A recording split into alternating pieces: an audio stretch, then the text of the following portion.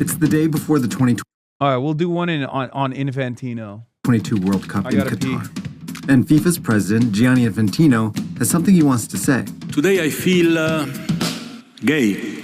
Today I feel disabled. He keeps going. Today I feel a migrant worker. And going. At school, I was bullied because I had red hair. For nearly an hour. Plus I was Italian, so imagine. The media called it a bizarre tirade, an unhinged speech, and a PR own goal that will be hard to beat. It's the most famous of many PR own goals that Infantino has made in his 10 years as FIFA president. He once also said the World Cup can solve Europe's migrant crisis. To give hope to Africans so that they don't need to cross the Mediterranean in order to find maybe better life, but more probably death in the sea. And he claimed the Rwandan genocide inspired his career. And how this country came back up is inspiring. So I certainly couldn't give up. I continued to campaign.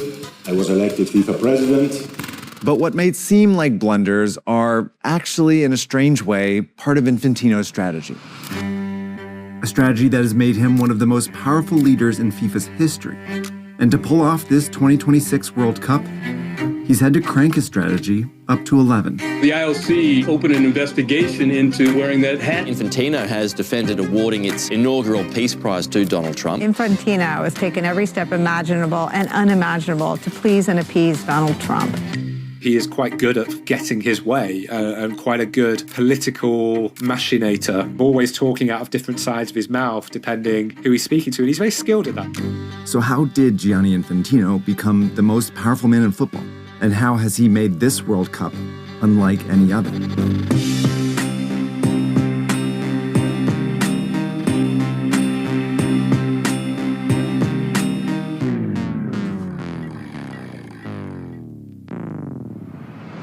The world's most popular sport has been plunged into turmoil. Gianni Infantino's rise to the top began in 2015, right as FIFA hit rock bottom. Several officials from FIFA were arrested today. FIFA officials were charged with racketeering, bribery, wire fraud, and money laundering.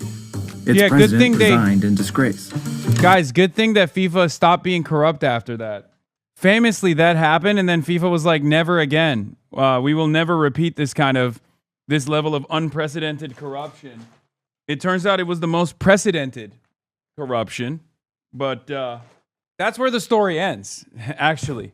That's where the story ends. It's just like they get caught, and then famously it's over. FIFA also lost $360 million after sponsors fled. To many football fans and journalists, it was a long time coming. If you were to say, what do you know FIFA for? It was a byword for corruption. Adam Crafton writes for The Athletic. I got a protein bagel. Now, Infantino's not involved in any of that stuff whatsoever, bagel. But he was one of the beneficiaries. In 2016, FIFA's 209 member associations convened to elect a new president. But they didn't choose one of the prominent candidates, like the head of the Asian Confederation or a former FIFA vice president. Instead, they chose the more obscure one. He was a bit of a technocrat kind of figure. Most football fans would have known him as the slightly kind of bumbling guy who would be on the stage when they would do the draw for the UEFA Champions League. Now you look over there to Giorgio, you can have a chat, because I'm going to shuffle this a little bit so that we are sure that you cannot see. But it was a smart choice because it let FIFA put on a fresh face. Infantino promoted reforms, like limiting FIFA's presidency to 3 terms and disclosing executive pay. And he skipped FIFA's private jet for a budget airline on his first trip. We have shown that we are listening to the fans, to the players, to football. We are listening to football. Infantino was able to lure sponsors back. And at the next World Cup in Russia, FIFA made $4.6 billion, a record amount. Infantino used that money to buy loyalty within FIFA. He gave an extra $5 million to each member association, who governed football on the national level. The extra money was appreciated by the wealthy members in Europe and North America, but it made a huge difference for the less wealthy members, largely in Africa and Asia. Cape Verde renovated this field. Bhutan held more youth programs, and many countries invested more in women's football, something Infantino put extra emphasis on. These members became Infantino's base of support. And in 2019, they helped elect him to a second term. At the next World Cup in Qatar, FIFA made more money and re-elected Infantino again. Meanwhile, Infantino expanded FIFA's tournaments. He led the effort to expand the Women's World Cup from 24 teams to 32, then a tournament for professional clubs from 7 clubs to 32. And finally, the Men's World Cup from 32 teams to 48, beginning in 2026. More teams meant more games that FIFA could sell tickets and TV rights to. It was also another way for Infantino to buy support, because more teams also meant more members could make money from the tournament and have him to thank for it. They have a one-member, one-vote system. So the more nations who believe they have access to tournaments that are going to bring them revenue, the outcome is that that is better for Gianni Infantino when the next election cycle comes along. But once Infantino bought enough loyalty within FIFA, he began rolling back those reforms. He ousted FIFA's ethics officials, secured backing to extend his presidency past the 3-term limit, and rebuilt the system that enabled FIFA's past corruption. Infantino also started to make major decisions seemingly on his own, like expanding that Club World Cup. There was no real explanation of where that came from, who was asking for this, why it happened the way it has, how the money was allocated. FIFA has become a very centralized decision-making process. Infantino was making money hand over fist for FIFA, but he was no longer acting like its humble servant. He was acting like its king. Infantino wasn't president when FIFA awarded World Cups to Russia and Qatar, but he seemed to love working closely with their leaders. In the lead up to 2018, he made appearances with dictator Vladimir Putin, where they laughed, kicked a ball around, and said nice things to each other. Russia is absolutely ready to celebrate a summer of festivities here in this beautiful country. Infantino caught a lot of criticism for this. But to be fair, working with the host government is a necessary part of his job. You have to have a relationship with the host government. Whichever country you're in, there's certain things you need. So, of course, they should be engaging. I think the question is whether it's been an overindulgence and, frankly, over the top.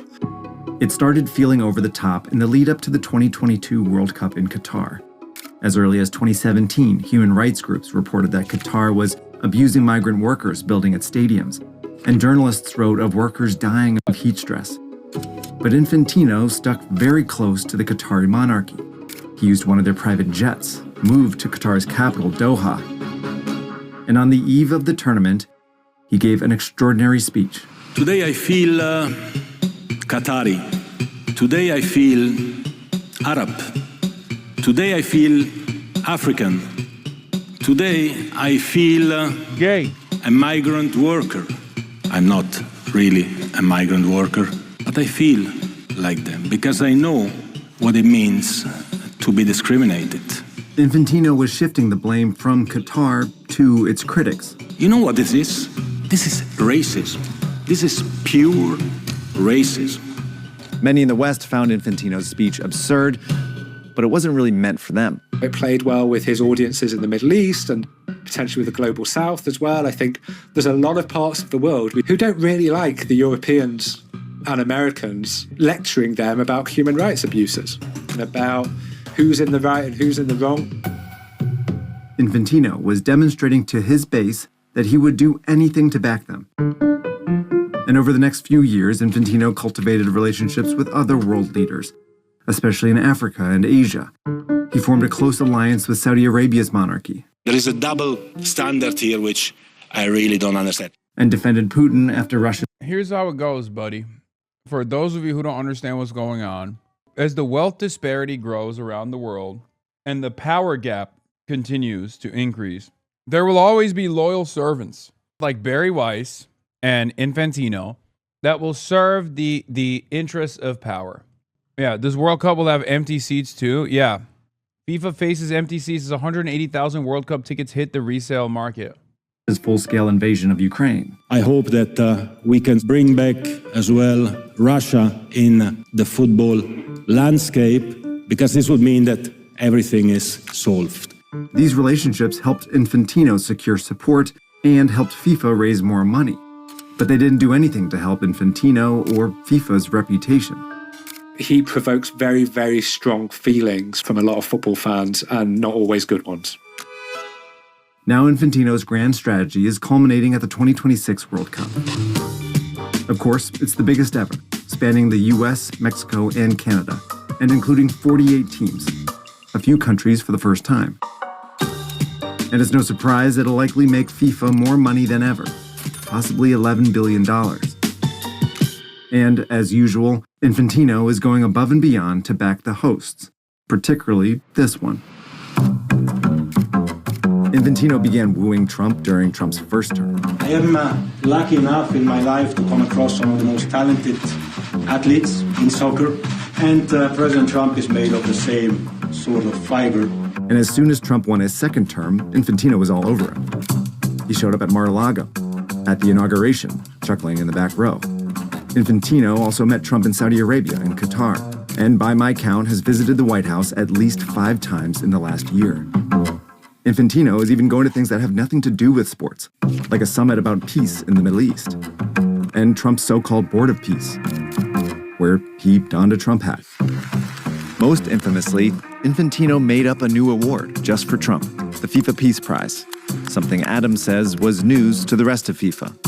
It really does appear to have been one man deciding to do that. On the one hand, who cares, right? It's a prize. The other side is, that is arguably one of the things now that FIFA is most known for, reputationally, in the United States.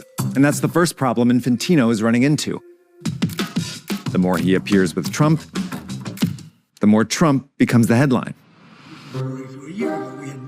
When Infantino tried to announce a visa program for World Cup ticket holders, Trump changed the subject. Tren de Aragua, the gang, they're worse than MS-13. They're killers, they massacre people, they cut them up into pieces and they bury them. Then threatened to relocate World Cup games in cities run by his opponents. If we think there's going to be the sign of any trouble, I would ask Johnny to move that to a different city. Yeah, well, I think safety and security is the #1 priority. And at another football event, Trump brought up transgender athletes. Men playing in women's sports. Could a woman make your team, fellas? Tell me. You think? From my perspective, as someone who covers He is such a dick eater, bro. That's this, crazy. It's brilliant. Like, every day there is something to write about, but there's also like times where Infantino's in the Oval Office and kind of you're squirming for him. And the second problem is that it's not really clear that... Yeah, this was some nasty business too. FIFA President Gianni Infantino was rebuffed when he tried to get the leaders from Israel and Palestine's Football Association to shake hands. Last year, Infantino... You're out of your mind for this, by the way. What an animal he is This for that. pandering has won Trump over. Trump called Infantino a piece of work for refusing to kick Iran out of the tournament. And as Bro, I'm gonna be honest, I don't think we've ever lived in a world where like this level of dick eating was rewarded this egregiously, this aggressively. Like, this is straight up fealty to the king shit.